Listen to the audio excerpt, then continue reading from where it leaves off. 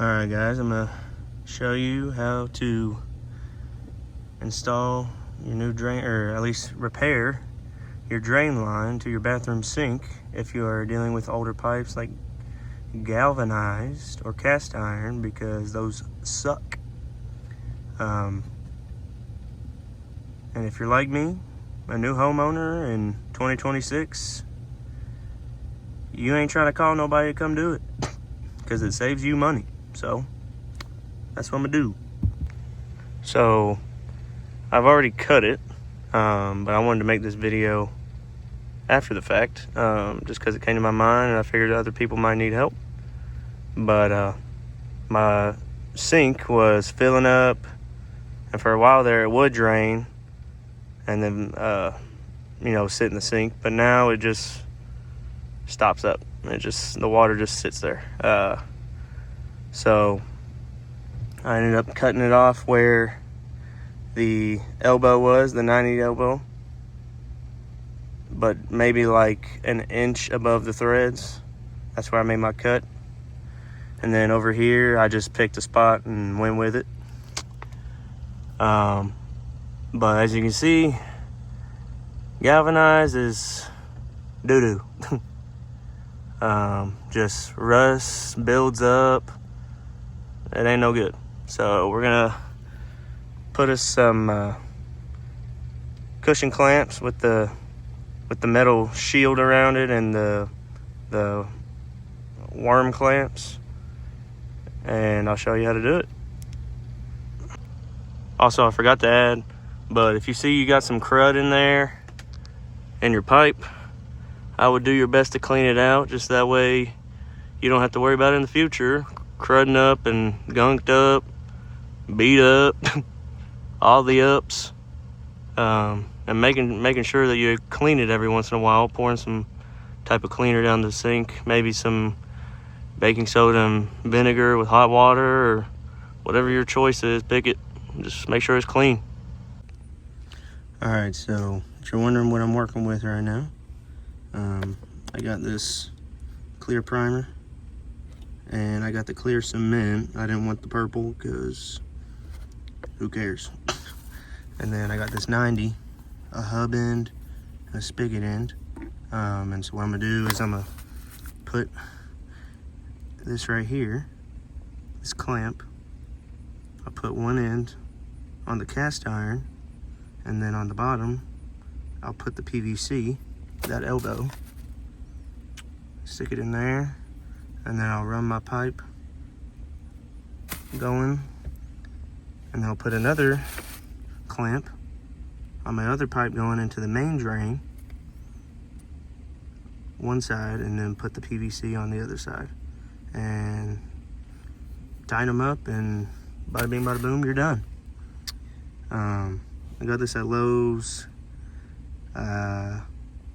I'll have to find the receipt, but I know these were like $9 a piece, and these were like $9 a piece. And then I have this, I think this is like 5 foot piece of 1.5 inch PVC.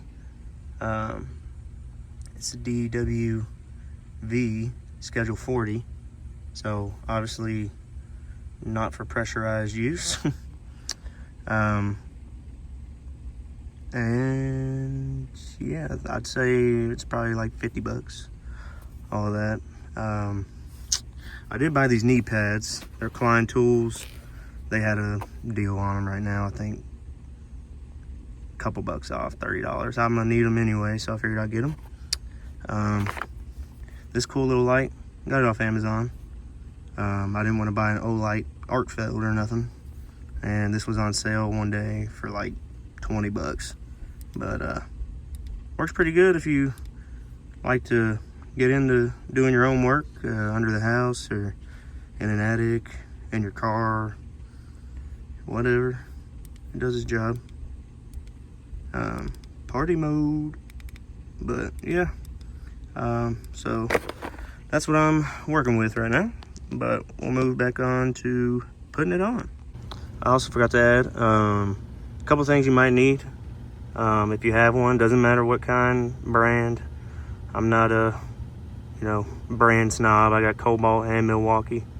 I had Cobalt first and found good deals on Milwaukee. So yeah, if you have one impact driver, whether it's 12 volt or, you know, 18 volt, 24 volt, 20 volt, whatever, cutting your pipe, you know, if you're cutting into your cast iron or galvanized, make sure you have a metal blade and a sawzall. Or if you have a grinder, you can use a grinder. That auger you could use if your pipe has like some hair and stuff, but it's not going to get the hard like rust and grime and calcium, all that crap. And so what I had to get the hard stuff off was my hammer and this old screwdriver I found in my shed. And if you have one, some kind of light, but just work with what you got. And yeah. Another thing with these is when you're putting it on, a good thing to do, makes it a little easier. I guess more practice, learning as you go and stuff. Put this sleeve on first and make sure it's flush because there's a little ridge inside. I can show you real quick, but so inside there's a little lip where your two pipes will meet together. That way it kind of seals it. That's why I like this. I would prefer this over just your regular you know, rubber couplings that you can get with the bands. Just because with this you also get this metal sleeve kind of keep it secure, whereas the other ones is just bare boot with no ridge. You know, it might balloon out or something. Obviously it's not pressurized, so I mean, I guess it's tomato, whatever you want to do. I like the extra security of the sleeve, so yeah. But we'll just slide this bad boy right there. It's flush, and then you'll slide on your sleeve like that. And then I'm gonna go cut my pipe that I'm gonna run up to here where my elbow is gonna be. And always remember, measure twice, cut once, because you can't get what you cut off back. So, you know, if you need to, cut it a little longer. That way you can see where it's gonna be at and you know how much you'll have to take off. Just that way you know, like if you look, I mean, you can see how much you're gonna get inside of that sleeve just by that right there, for the most part. So you'll know how much is gonna butt in there, and just kind of measure like that and you should be good. So I switched over to this side just to be smarter about it, just get my measurement, my length right. It's just a rough cut of what I cut off. But you know, obviously left it loose. Obviously gonna tighten up after everything's done. I just want to get this right, so so you can see where it's lined up right there at that lip, and we're like 4 inches over this way. So I need to get me a line right in center with that, or in line with that, and we'll see what it looks like after. So I'm just gonna show you, you know, on your Sawzall, it helps if you raise your guard up as high as you can. That way the freaking blade's not going east to west 100 miles an hour. Gave my rough estimate of where I'm gonna cut. You know, obviously be careful where your blade is gonna end up. Don't cut, you know, another pipe yourself. If you don't have a Sawzall, you could probably get away with a multi-tool. If you ain't got power tool, get a hacksaw. But whatever you gotta do to get your cuts.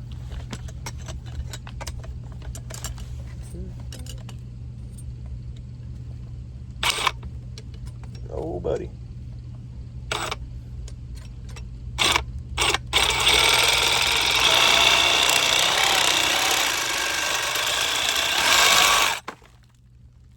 Oh, we're a little off there. Don't do that. Just nicked my finger.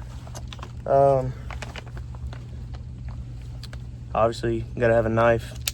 Get your burrs off. I may need to go get my multi-tool and fix that because it's a little bit of an angle.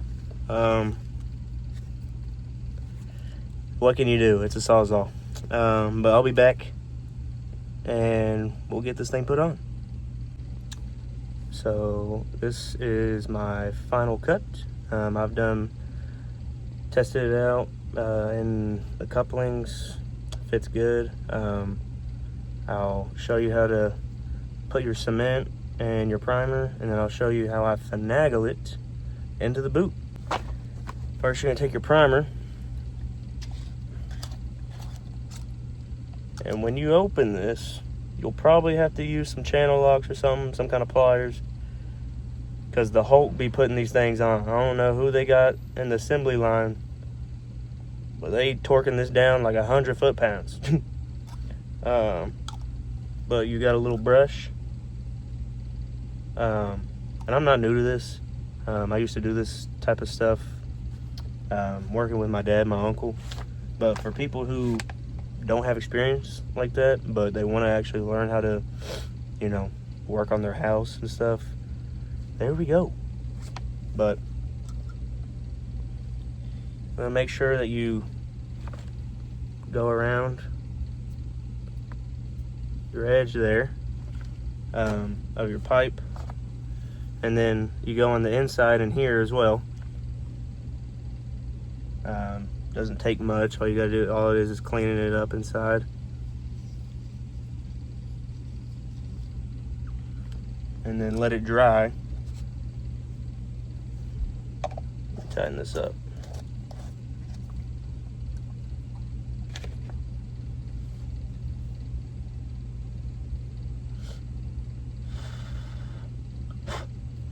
Make sure it don't get dirty again.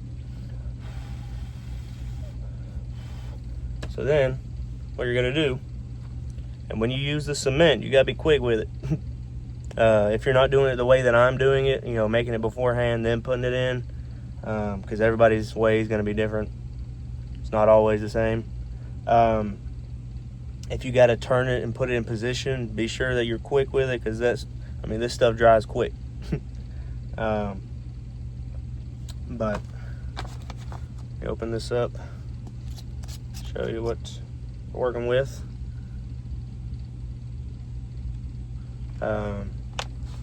So for me, I ain't got to worry about it because I'm just putting it together.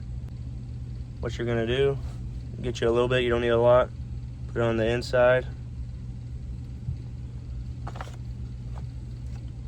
and then do this side of your pipe.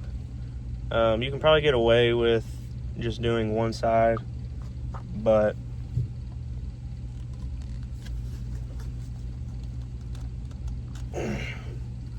and there you go. You don't have to clean it up. I mean, you can if you want to. I wouldn't get it on you. But there we go. And then I'm gonna jump over and show you how I put it in. So I got my piece, my couplings are on. I'm gonna show you how I finagle it in there. I'll put this in, and then I just kind of shimmy the boot around and butt it up against that right there. Then all I gotta do is just slide my piece back down, and there we go.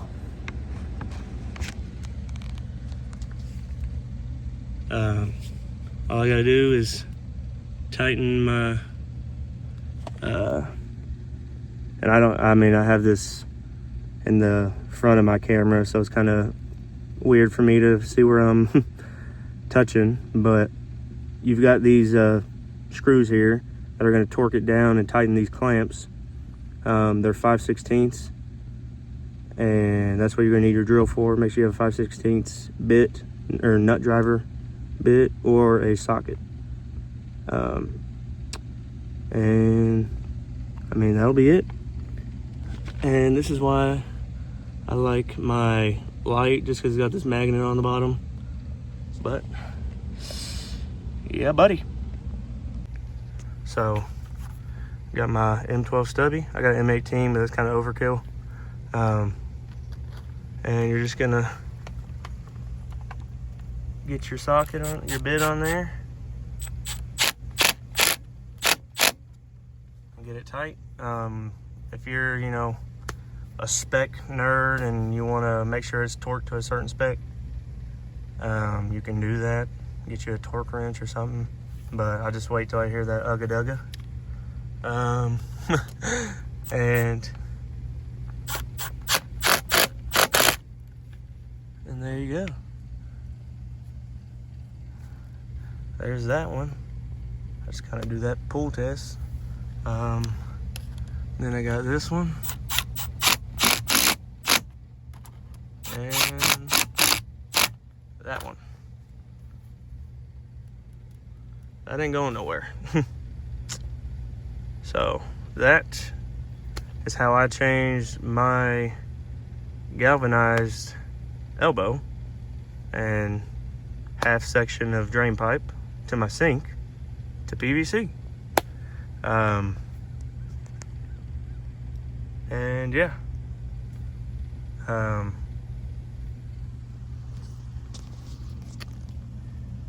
if this was helpful, leave a like, leave a comment. Any critique, method, you name it, whatever. I hope this was helpful for anybody. You know, I'm pretty self-sufficient. I want to learn how to do stuff myself. So for other like-minded people, there you go. And, you know, I give all glory to God that I have a house. I have a job to afford the house. So for anybody out there who thinks, you know, who's worried about money, you know, where things are going to come from, how you're going to fix this or that, just give it to God. He provides whatever you need for those who seek the kingdom of heaven and his righteousness. The Bible says that in whatever you do, do it all for the glory of God. So no matter what it is, whether you're at your job or you're at your home with your family, no matter where it is, make sure to do everything with bringing God the glory and everything. But yeah, I'll leave in the description of, you know, the different things that I had to use, the things from Lowe's, my light from Amazon. And yeah, God bless, and I hope that you have a great day no matter what day that you see this.